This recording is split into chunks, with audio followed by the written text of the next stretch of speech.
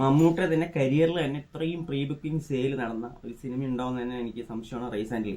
അതിന് അത്രത്തോളം pre booking ഉണ്ടായിരുന്നു, അത്രയ്ക്കും എക്സൈറ്റ്മെന്റ് ആളുകൾക്ക് ഉണ്ടായിരുന്നു. എന്താണെന്ന് ചോദിച്ചു കഴിഞ്ഞാൽ ഒറ്റ ഉത്തരവാണ്, മമ്മൂക്കയുടെ എപ്പിക് വില്ലനിസം കാണാനുള്ള എല്ലാവരുടെയും എക്സൈറ്റ്മെന്റ് ആണ് ഈ സിനിമയുടെ ഇത്രയും ബുക്കിങ്ങിലുള്ള സംഭവം.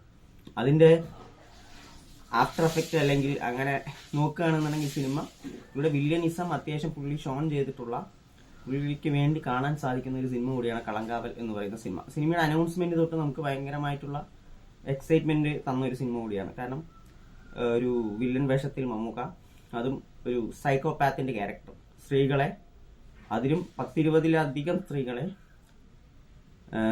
വശീകരിച്ച് കൊലപ്പെടുത്തിയ ഒരു സൈക്കോപാത്തും അതിന്റെ അന്വേഷണവും മറ്റുമാണ് ഈ സിനിമ പറഞ്ഞു പോകുന്നത്, നമുക്കറിയാം. അപ്പം ഈ സിനിമ അത് പൂർണ്ണതയിൽ കാണിച്ചോ എന്ന് ചോദിച്ചു കഴിഞ്ഞാൽ അതിന്റെ ഉത്തരം ഞാൻ പുറകെ പറയുന്നതായിരിക്കും.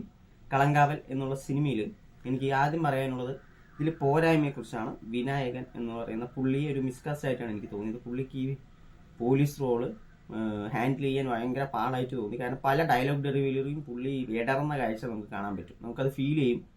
ഒരു ഭയങ്കര ആർട്ടിഫിഷ്യാലിറ്റി തോന്നും ആ സംഭാഷണങ്ങൾ മൊത്തം. കാരണം മമ്മൂക്കിക്ക് ഒപ്പം നിൽക്കുന്ന ഒരു കഥാപാത്രം, അപ്പോൾ അങ്ങനെ ഒരു ക്യാരക്ടറും നോക്കുന്ന സമയത്ത് പുള്ളി അതൊരു മിസ്കാസ്റ്റ് തന്നെയായിരുന്നു. വിനായകൻ എന്നുള്ള പറയുന്ന മറ്റാരെങ്കിലും കാസ്റ്റ് ചെയ്യാമായിരുന്നു എന്ന് തോന്നി. പിന്നെ ഈ സിനിമയിൽ എടുത്തു പറയുകയാണെന്നുണ്ടെങ്കിൽ തുടക്കം മുതൽ അവസാനം വരെയും ബോറടിക്കാതെ കണ്ടിരിക്കാൻ പറ്റി. കാരണം ദൈർഘ്യം ഒന്നാമത് കുറവാണ്. മമ്മൂക്കിനൊക്കെ തന്നെ കണ്ടിരിക്കാൻ പറ്റും. പുള്ളിയുടെ മാനറസവും ആക്ഷൻസും ആ ഒരു വില്ലനിസം കാണിക്കാൻ പുള്ളിയുടെ മാനറസും വെച്ച് പുള്ളി തന്നെ വില്ലനിസം കാണിച്ചിട്ടുണ്ടെങ്കിലും എഴുത്ത്, റൈറ്റിംഗ് എന്ന് പറയുന്ന സാധനത്തിൽ ആ ഇന്റൻസിറ്റി ഉണ്ടായിരുന്നില്ല എന്ന് വേണം പറയാം. കാരണം ആ വില്ലനിസം കാണിക്കാനായിട്ട് അങ്ങനെ മികച്ച സീനുകളോ ഒന്നും തന്നെ വളരെ കുറവായിരുന്നു.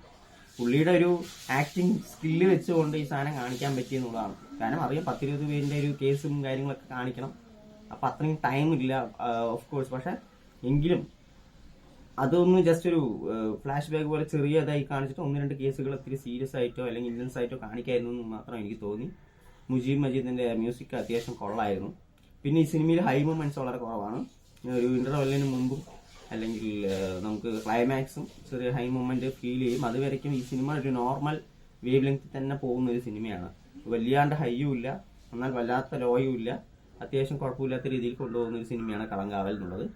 എനിക്കൊന്നും ഡയറക്ടറും റൈറ്ററും കൂടിയായ പുള്ളി ജിതിൻ കെ ജോസ് കുറച്ചുകൂടെ എഴുത്ത് കുറച്ചുകൂടെ ഇന്റൻസിറ്റി ആക്കാമെന്ന് തോന്നി. നമുക്ക് ഈ ക്യാരക്ടർ സ്റ്റാൻലി എന്നുള്ള ക്യാരക്ടറിന്റെ ഈ സൈക്കോപാത്തി ക്യാരക്ടർ കൊല്ലുന്ന പെൺകുട്ടികളോട് പോലും നമുക്കങ്ങനെ കരുണ പോലെ ഒന്നും ഇങ്ങനെ ഫീൽ ചെയ്യുന്നില്ല. കാരണം അത് അത്രയും ഇന്റൻസ് ആയിട്ട് കാണിച്ചിട്ടില്ല എന്നുള്ളതാണ്.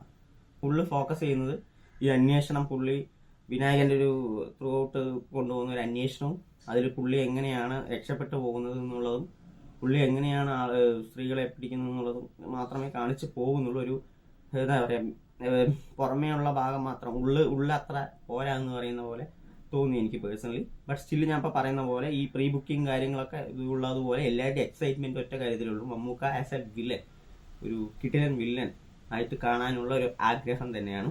സോ പുള്ളി പറയുന്ന പോലെ തന്നെ തേച്ച ഇനിയും മിനിക്കും പുള്ളി ഡിഫറെന്റ് ടൈപ്പ് ഓഫ് ക്യാരക്ടേഴ്സ് ചെയ്യുന്നതുകൊണ്ട് തന്നെ എല്ലാവർക്കും പുള്ളി ചെയ്തതുകൊണ്ട് ഇതൊരു ഭയങ്കര സംഭവമാണ്. എന്തായാലും കളങ്കാവൽ 4 മമ്മൂക്ക എന്തായാലും പോയി സിനിമ കാണുക. ഇതാണ് എൻ്റെ പേഴ്സണൽ അഭിപ്രായമാണ്. നിങ്ങൾ കണ്ടിട്ട് നിങ്ങളുടെ അഭിപ്രായങ്ങൾ കമന്റ് ബോക്സിൽ അറിയിക്കുക. ബൈ.